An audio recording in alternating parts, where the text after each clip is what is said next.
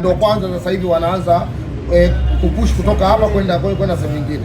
Kwa hiyo ameona umuhimu wa kuongeza nguvu, na tunaona hata Rushan De Reuck kabalizia ligi, lakini anaonekana mtu ambaye kama vile ana matatizo kwenye mwili wake.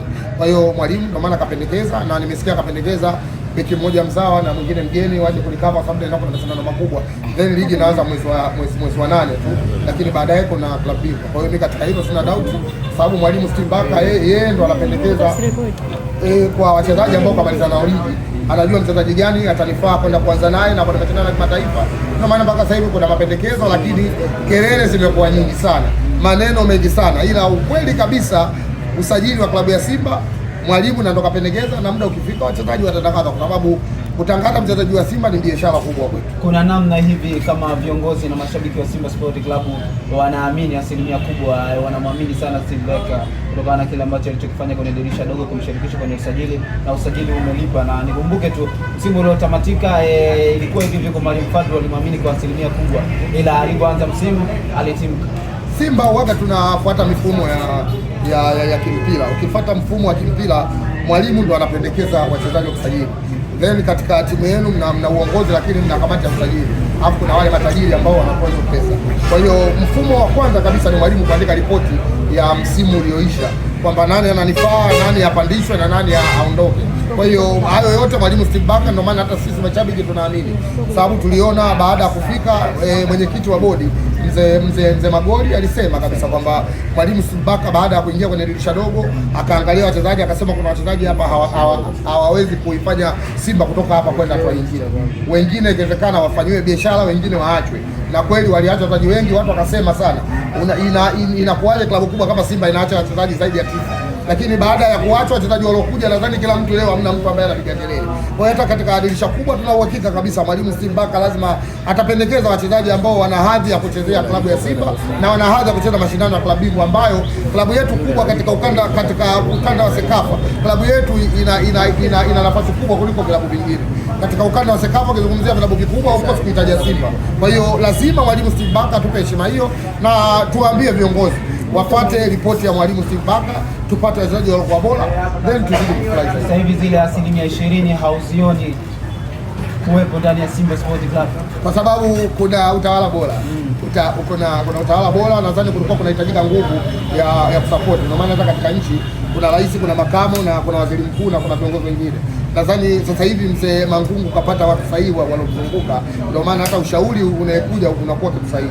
Sababu sasa hivi naona toka akaingia mzee Magoli kuna baadhi ya vitu vimebadilika, hakuna vitu vya kona wala vya nini, lakini wakishirikiana na mwenyekiti wetu wa klabu mzee Murtaza Mangungu, basi kila kitu chetu kinaenda vizuri. Tumeona kwenye kamati ya mashindano wameteua watu waliokuwa sahihi, na tumeona kamati ya mashindano kazi yake inafanya chini ya kaka yangu Fred Mkwabi pamoja na viongozi wengine ambao walikuwa kwenye ile kamati.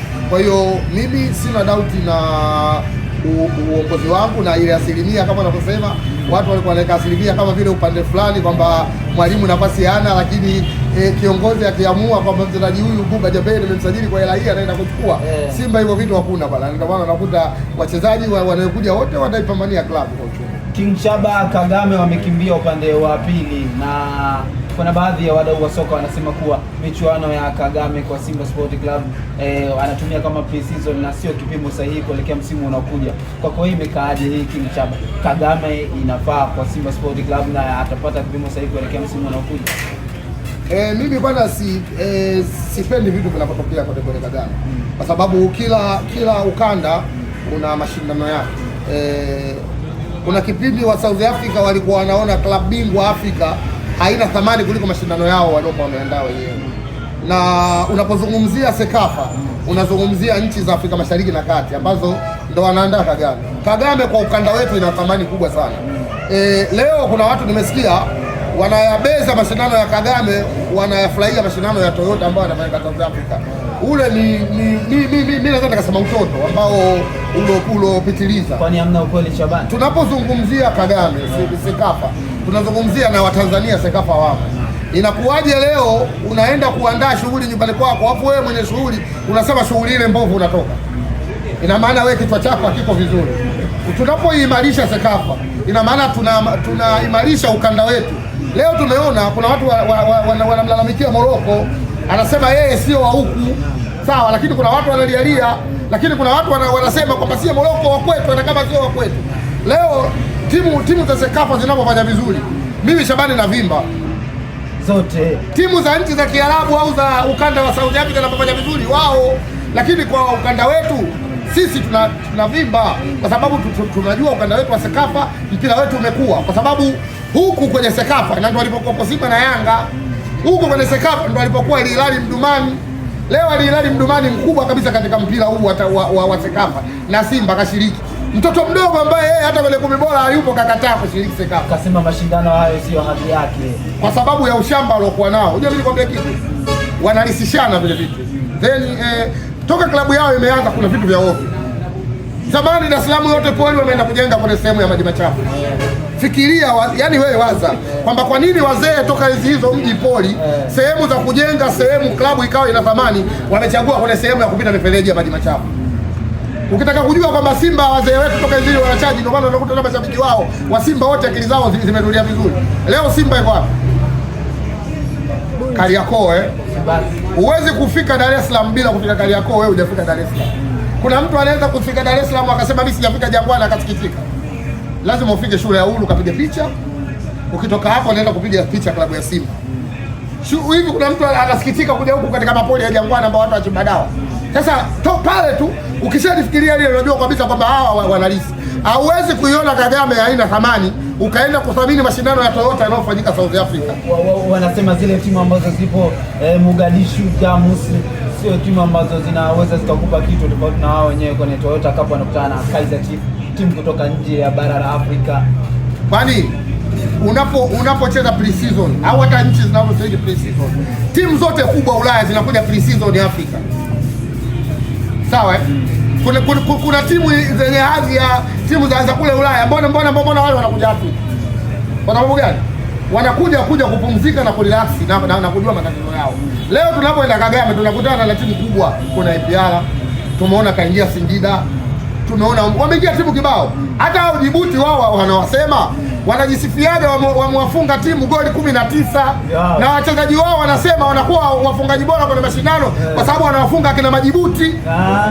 Sijui umeelewa? Sasa leo kwa nini Majibuti yakienda Kagame waone hawafai? Majibuti yakiwa kwenye kundi la Simba au ya Kagame inaonekana hawafai, baadaye akipangwa wewe katika kundi moja unajifanya wewe mwamba. Hivi wale nini walishapangwa na CBE ya Ethiopia. Hata Jamus pia alimpiga goli 9. Jamus wa nchi ya vita ya goli 9 tu waliwafunga hapa. Jamus ya Sudani. Sasa mbona walivipi? Tena wakasifia na nini wachezaji wao, kwa wachezaji wao bora. Kwa hiyo hawa watu lazima tuangalie kwa jicho la pili. Hawa watu wana shida na ndio maana klabu imedumaa. Toka hizi hizo klabu bado ina sehemu za vichaka vya kujisaidia. Hivi wewe ufikiri klabu imeanza 35 lakini mpaka leo vichaka bado pale vipo havijaishi. Leo Kariakoo kuna kichaka pale klabu ya Simba. Watu wanavunja magorofa kama magorofa mapya. Uongo. Leo nenda pale kama kuti vichaka. Mpaka leo nyumba ya miti ya chini maeneo yao ipo. Nenda Simba katafuta nyumbani. Kwa sababu watu wanaojielewa. Sasa hawa watu wewe waache wafanye na mambo yao. Ila si tuwaambie viongozi wetu. Kwanza tuwapongeze kwa kuchukua timu kupeleka katika mashindano ya Kagame, watengeneze mikakati kule. Nadhani muda ushakuwa mchache. Hauna muda tena kwenda kwenye pre-season sehemu za mbali kwa sababu then tarehe 8 tuna tamasha letu, tarehe 12 tuna mechi ya Ngao ya Jamii, tarehe 14 hii ligi inaanza. Kwa hiyo waende viongozi wetu wakatafute hoteli nzuri, wafanye vizuri, waende kufanya pre-season yao kule, wacheze mashindano ya Kagame, then tutakachokitengeneza Kagame na wao wanaenda kutengeneza zidi ya nani Dortmund kule wapi kule. Ndio tutakuja kujua. Shabani, kuna baadhi ya mashabiki wa Simba Sport Club wanasema mwendo uko pale pale. Tuchukue Kagame, tuchukue nini? Mwendo uko pale pale. Tunapita Jangwani kama kawaida. Mpaka watakapolima vile vichaka vilivyokuwa pale. Pale kuna mapoli ya kwenda kufanya kila jambo. Kwanza wanafanya vitu vya hatarishi. Klabu yao iko sehemu kidogo ambayo inaonekana. Kama watu wanawapa supu ya bure, watume waende wakafyeke pale. So wanakula supu ya bure, wakafyeke lile eneo liwe safi. So unakaa tu supu ya bure, dume zima kuja na pilipili, mkula supu ya bure. Yaani wawape mapanga na mafyekeo, wakafyeke, wasipende vya bure, waende wakasafishe lile eneo. La sivyo watu watachimba sana dawa pale, yaani sana tu sana, kwa sababu kesho kutwa yenyewe tarehe 12 tukimaliza sema kuchimba dawa taifa, hakuna tunaenda pale, labda wafyeke. Wameshusha bana South huko, kocha mwenye profile kubwa, mwalimu wa shule ya Chaki. Mwalimu wa shule anafundisha Chaki, shule ya msingi ya Chaki. Si mwalimu yule, mwalimu wao Makoba Mkothi. Makoba Mkothi. Yaani hilo jina ndio najua mimi. Yule Mwazabe. Wenyewe Wazabe watamuita wanapotaka wao. Lakini herufi zilizozitaja zote kwenye jina lake Azimo. Makoba Mkothi. Fungua ya Azimo hizo herufi. Tuzungumze ukweli. Hivi anapozungumza Mwazabe na anapozungumza Bie sawa? Hapana. Mimi nazungumza Kiswahili changu mimi. Yule anaitwa Makoba Mkothi. Kama mtu hataki hiyo shauri yake. Kocha la boli. Kocha la boli. Boli la wapi? Timu alipotokea iko nafasi ngapi? Sheku kamata hata tatu bora ligi ya South Africa. Nafasi ya 6 inatambulika kwa mashindano gani? Alihudumu pia Mamelodi Sundowns akiwa kilanja msaidizi, akiwa chini kocha kilanja. Kuna mwalimu mkuu hapo, kuna kilanja, yule alikuwa kilanja chini ya Lolo Mokwenda na Piso Masemani, alikuwa kilanja, akosio kocha sio hakuwa mwalimu mkuu, lazima tutofautiana. Alikuwa kilanja yule na Fadlu mkubwa. Una imani naye? Fadlu Davis wameshindwa kutokana na ofa ya Fadlu ni kubwa. Una imani naye? Simba sio kama imani naye sina. Timu yao hawategemei kocha, wanategemea mipango ya nje ya uwanja. Wanategemea mipango ya nje ya uwanja. Kwa hiyo hata wewe Shabani ukisimama pale, hata nikisimama mimi timu yao wanashinda kwa sababu ya mipango. Si ndio ligi yetu ilivyo? Kwani ngoja, ubingwa huu wamebebaje? Wamemtegemea kocha? Hawakutudhulumu. Ngoja, hawakutudhulumu. Ligi hii wamebeba kwa sababu wametudhulumu goli letu la Zanzibar. Tuzungumze ukweli, mbona waandishi mnakuoga? Pointi zetu za Zanzibar Simba tukipewa 3, Yanga bingwa. Kwa hiyo hata wewe waziri ukisimama pale Yanga na kuwa bingwa kwa sababu wana mipango nje ya uwanja. Na hiyo kitu ndio wategemei kocha. Kocha kama Boshen. Leo nimesikia baadhi ya wachambuzi wanaotoa 200 kajamba nani hapa. Wanasema usajili kafanya mwalimu lini? Mwalimu ndo ameingia na mkataba baada ya kumshindwa Fadlu, hali imekuwa tete, wamemtangaza yule mwalimu kilanja. Wachambuzi wote mnawajua, mimi sina haja kuwataja majina. Niwataje majina naende kwa faida. Mwanyewe wewe wajui. Kuna mchambuzi mfupi kama vile Kisturi, mtafute katika uchambuzi. Kwa hiyo kasema usajili wote wa Yanga kafanya kocha. Kafanya kocha, kati kocha katakazwa juzi baada ya kumshindwa Fadlu. Fadlu kocha mwenye thamani. Sisi tumemtoa Fadlu kutoka Raja. Uongo. Leo Fadlu wewe utamchukua wewe Fadlu na unaenda kumchukua Fadlu. Kama usajili wa milioni 250 wachezaji wanadai mpaka unafungiwa na FIFA, utamchukua Fadlu. Ila wenyewe timu kubwa anasema kudaiwa kawaida. Timu kubwa sawa sawa na vile wewe kwenye familia. Wewe ndio unataka kuzaliwa afu mdogo wako ndo anasikilizwa kuliko wewe, na maana wewe kubwa jinga. Ndio kama Yanga. Na ndio kama Yanga kubwa jinga. Kwa sababu 36 lakini kubwa jinga. Leo hivi katika mpira wa Sekafa hapa mkubwa na resource Simba. Sisi tumezaliwa 36 bro. Wao 35 kubwa jinga. Hawajawahi kukamata nafasi ya 10 toka klabu yao izaliwe. Uongo. Kubwa jinga. Wanakaa kwenye klabu yao iko vichakani, kubwa jinga. Wamefanya katika mikutano baada ya kwenda watu wanaenda 5, kubwa jinga. Timu ikishinda kidogo anapikiwa supu, anaenda bule anacheka cheka, kubwa jinga. Kiongozi anasajili wachezaji ambao hawana thamani na klabu, wanaachwa ovyo, kubwa jinga. Haya, leo wameenda baada ya kumlalamikia kiongozi, ulituahidi miaka 4 utajengea uwanja. Leo wazee wanakusanya kinyesi, wanakifanyia dua baada ya kumfanyia dua kiongozi wao ajenge uwanja. Kubwa jinga. Hayo yote yanajumuisha. Makubwa jinga yote hayo. Sisi ndio nakwambia uhalisia. Leo mtu anakwambia sisi tunataka tushinde ubingwa tu wa Tanzania bara. Kiongozi afanye lolote. Kawaidi miaka 4 atabadilisha miundombinu na atajenga uwanja. Hajamaliza anaomba tena kula kwa staili ile ya kujenga uwanja. Alafu uje wazee, mnajiita wazee mnaenda kumchukulia fomu. Kubwa jinga. Simba hatuna mifumo hiyo bro. Mimi nikwambia kitu. Watu wataongea sana. Umeona leo Simba return home. Simba tembelea. Zungumza wewe. Simba tembelea Ngorongoro. Simba tembelea Ngorongoro. Tunaiweka nguvu moja kwa muda hata kama ipo katika mioyo yetu. Simba tembelea Ngorongoro. Ina maana gani? Watu wanajielewa, wanajua nchi ya Tanzania ni nchi yenye hadhi ya zamani ya kitu gani. Leo hatuwezi kutoka hapa tukaenda kutangaza vitu visio. Si ndo tuliwata Visit Zanzibar na Visit Tanzania. Leo tunaenda kuitangaza Ngorongoro. Ngorongoro ni sehemu mojawapo ambayo inaingiza watalii na wakaingiza pesa kwenye nchi ya Tanzania. Pesa zile zinazunguka zinanunua madawa, tukienda hospitali tunapewa madawa. Uongo? Hiyo kazi ya Simba Tanzania. King Shaba, tuzungumuze hapa. Leo nilipata bahati ya kuzungumza na mmoja wa washabiki wa Simba Sport Club. Alisema kuna shoti ndani ya uongozi wa Simba kuelekea uchaguzi ambao unaofuata hivi karibuni. Ili alichokizungumza pengine kwa Shabani, kuna ukweli ndani yake au kuna point ndani yake kwa namna jinsi ambavyo wanavyoona uongozi wa Simba Sport Club? Kuna watu wako nje ya uongozi na walitawala mwanzo. Na hao ndo watu sumu wanaotuzidisha shoti. Mpaka miaka 5 4 sisi tumepoteza ubingwa. Yaani hiyo haina siri na tunawafahamu. Tunawafahamu, wakati ukifika tutasema. Wakati ukifika tutasema, kwa sababu hatuna kaida ya kuogopana. Ila uaga tuna maeneo ya kwenda kusemana. Kama ulishaongoza klabu ya Simba wakati wako umefika, kaa pembeni, mwingine aongoze. Hata wewe mzazi wako sengine aliolewa akaoa na wewe ulioa ukaacha, ukaoa ukaenda kuolewa ukaacha. Kwa hiyo ukiacha katika uongozi wako, achika mwingine aongoze. Kuna watu wana mabifu na ndio maana Simba tulikuwa tunafeli na tunawajua. Nimemsikia leo ndugu yangu Ali Mikoi amezungumza na watu kwetu wanajulikana. Wakati sasa hivi ukifika tutasema, lakini tuwaambie, iwapo watazidi kuendelea kufanya vitu wanavyofanya, iwapo watazidi kuwatumia watu wao kufika kwenye matawi Uchwala kwenda kuzungumza uongo, sababu wanakuja kwenye matawi Uchwala. Tawi kama la mpira pesa, mtu mpuuzi kama hawezi kufika. Huwezi kushawishi ujinga. Jina lenyewe linaruhusu mpira. Huwezi kumshawishi mtu kwa vishilingi 20 vyako hata siku moja. Hapa tawi dume. Hapa kuna sehemu anaenda kushawishi watu. Niwaambie wana Simba, kuna watu wamekaa pembeni kwa maslahi yao. Akija kukufuatia kwa tawi ile, muulize wewe kwa utawala wako ulifanya nini?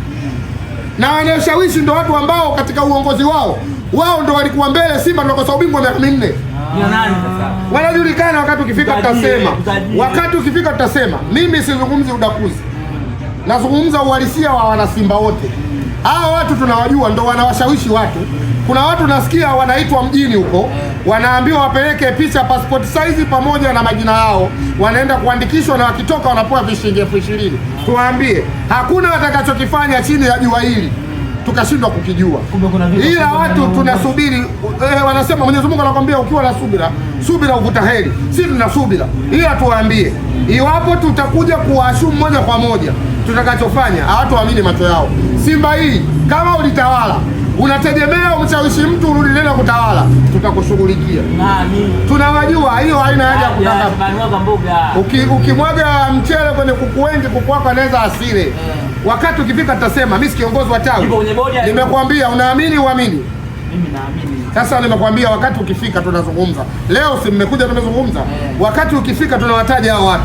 Tutasema kwa sababu tuko katika zoezi la kukamilisha baadhi ya vitu vyetu kijasusi. Vikikamilika hao watu, tutamfuata mmoja mmoja kwenye machaka yake. Tutamfuata mmoja mmoja kwenye kizizi anapojificha. Tuhakikishe Simba inaenda kwa mstari mmoja. Tuwaambie, hatutaki unafiki kwenye Simba. Kama ulitawala wakati wako umefika, basi fanya majukumu yako mengine. Usifuatilie Simba kwa kuiharibu ili uonekane wewe utawala wako ulikuwa bora. Hatutaki hivyo vitu. Wakati wa uchaguzi ukifika, kila atakayenadi sera zake na tukamwona sera zake tumeshiba nazo na uhaki umetendeka, ndio tutaenda kukupa kula. Vipi mwenyekiti, tunampa tena au kashamaliza? Mimi siwezi kumzungumzia mtu kama atagombea au yeye atatogombea. Muda bado, wakati wake unaisha. Nadhani huu ndio mwaka wake wa mwisho, amebakiza miezi. Akimaliza, atakapogombea ndio tutazungumzia kile ambacho kilichokuwepo. Ila tumpe maua yake mwenyekiti. Maua yake unampa? Sisi katuongoza Simba. Tumekosa vikombe. Hatujawahi kuuana. La kwanza hilo, kwa sababu nchi ya Tanzania wanasema kwanza lazima uangalie amani hata kabla kitu kingine. Kwenye utawala wake kuna mtu kafa kwa kupigana kwa sababu ya Simba? Hakuna. Tulichokosa vikombe. Sasa ukifika wakati tutamuuliza maswali, kwa nini tumekosa vikombe.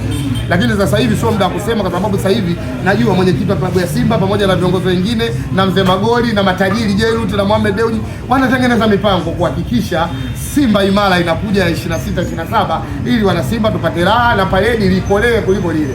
Maana nasikia ile paredi la ligi kuu litafanyika siku moja nchi nzima. Siku moja nchi nzima. Yaani watu wa Dar es Salaam, watu wa Arusha wanaandamana kivyao na mitaa yote inafungwa, nchi nzima hamna kazi. Wanakuja pale. Hao ndio Simba hao. Nimesikia watu wataka kulipa kwenye paredi la watoto wa miaka 13. Nimesikia hiyo. Jezi wakati ukifika tatoka. Sababu Jeruti anasema kataleta makontena ya kutosha pale bandarini na jezi yenye quality. Sio jezi sio Diadora. Diadora na ndo kampuni ya Simba ya kutengeneza jezi original. Diadora nadhani Ulaya, si ndio hivyo Italy, watengeneza jezi iliyokuwa safi. Kuna watu jezi yao imeandikwa Nia, jina la pedi za kina mama. Sasa sisi hatuvai Nia, sisi tunavaa Diadora. Diadora, tafuta kina mama ulize. Kuna pedi inaitwa Nia. Watu wanavaa jezi imeandikwa Nia. Kumbe unazijua? Si kwa sababu si unajua na si wazazi. Labda kijana akasema ukamnunulie. Sasa sisi tunavaa Diadora na jezi yetu inatengenezwa Mkulanga. Na tajiri katuambia jezi hii mara 5 ya jezi iliyopita. Shabani. Kwa hiyo watu waende kuandaa mzigo. Ila niwaambia na Simba, Jeruti katuletea basi la wachezaji wenye hadhi ya nyota ya thamani ya klabu ya Simba na ukubwa wetu. Lakini ukiachia hilo lote, Jeruti hili kesho na kesho kutwa alete kile tulichomtuma. Nimeona kwa bichi watu wanamdai Faisal Salum, watu wanadai ndege ya klabu. Hawezi kuleta ndege au kusajili mchezaji mzuri kama ukinunua jezi feki. Ukinunua jezi feki wewe boya. Ukinunua jezi feki wewe msaliti. Ukinunua jezi feki na maana wewe utakii mema klabu ya Simba. Tupingane na jezi feki, tununue jezi original. Jeruti ameleta jezi original. Nunua jezi yako original, tamba na jezi yako original. Nimemwona jamaa mmoja amevaa jezi kopi, alafu anasema katolewa kishipa. Nani? Na wazee wa Yanga yule muongo. Hamna mtu anaweza kusoma dua tukatoka mishipa. Sisi tuko vizuri bwana. Sisi tuko vizuri kwa sababu watoto wa manabii, ndio maana unakuta semaji letu nikipiga pala panda tu mara moja hamna supu, hamna chochote, watu tika. Hatusomi tena. Au kisomo chetu si kinapokelewa. Na kabla ya ligi kuna kisomo tutakifanya. Sio vizuri kupiga makelele. Na kitaomboa wanafiki. Maana tumeona kuna wanafiki wengi wachatoka, lakini mimi niwaambie tu wana Simba tusapoti Vitsi Ngorongoro. Yes. Vitsi Ngorongoro na Simba tutembelee Ngorongoro. Na uhakika kabisa uzinduzi wa jezi, uzinduzi wa mambo mengine wakati ukifika atasema, lakini ukiachia hilo kuelekea miaka 90 ya klabu ya Simba. Nasikia tumefika miaka 90. Miaka 90 ya klabu ya Simba. Na si mpira pesa, kuna jambo tutafanya. Tutafanya, kuna jambo kubwa kwa sababu hauwezi kuwa tawi kubwa alafu miaka 90 ya klabu ya Simba na wewe umeishuhudia na wanachama wako usifanye lolote. Kwa wale wenye mahaba na klabu yao, acha wale machao waliopewa makuku ya boila wanaonyesha kidole kwenye chupa kama watoto wa Arabu. Sisi tunazungumzia Simba. Leo huwezi kumkataa msemaji wa klabu ya Simba wakati akikohoa tu kijiji kimejaa. Hapo washakula mchunga na unga wa dona uliokobolewa ule mweusi unatopigia makelele. Si tuwaambie tu wale wanafiki waliotumwa wote waliotumwa tutashughulika nao. Shukrani. Nashukuru.